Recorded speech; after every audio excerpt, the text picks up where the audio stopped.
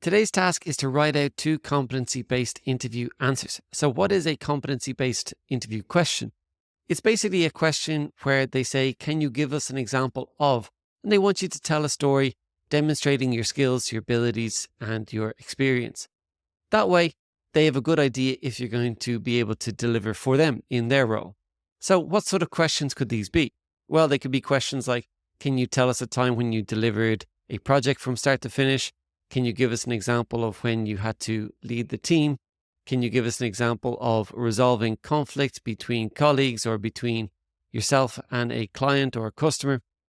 These type of example-based questions are all competency-based questions. So how do you go about answering them? Well, you can use the STAR method. That is basically situation, task, action, and result. The situation is basically the situation, the moment, the circumstance that you found yourself in. It's pretty straightforward. The task is exactly what you are responsible for, your goal, your objective, what you are tasked to do. Again, that's pretty simple. It's usually just one line.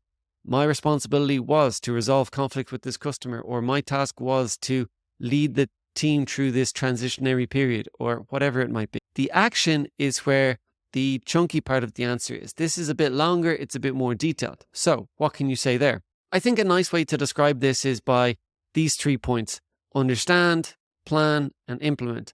So firstly, what did you have to understand in order to do the task? Did you have to understand the needs, the concerns, the objectives? Did you have to understand the resources and the budget that was available? Is there anything else about the situation that you had to understand? Next is the plan. So how did you go about putting together a plan, achieving buy-in from other stakeholders? How did you communicate that with people?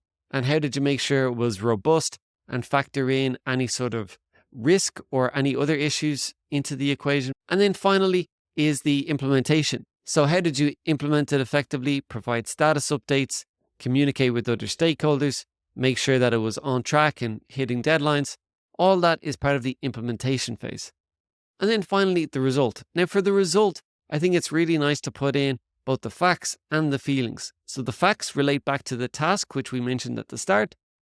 Make sure you tell us that the fact is that you achieved the task, or whatever metric it was, that you can say that you hit that metric. And the feeling is about letting us know that the clients were happy, management were happy, your colleagues were happy, so that we know that not only did you get the job done, but you kept everyone happy in the process. That is a really nice sort of competency-based answer.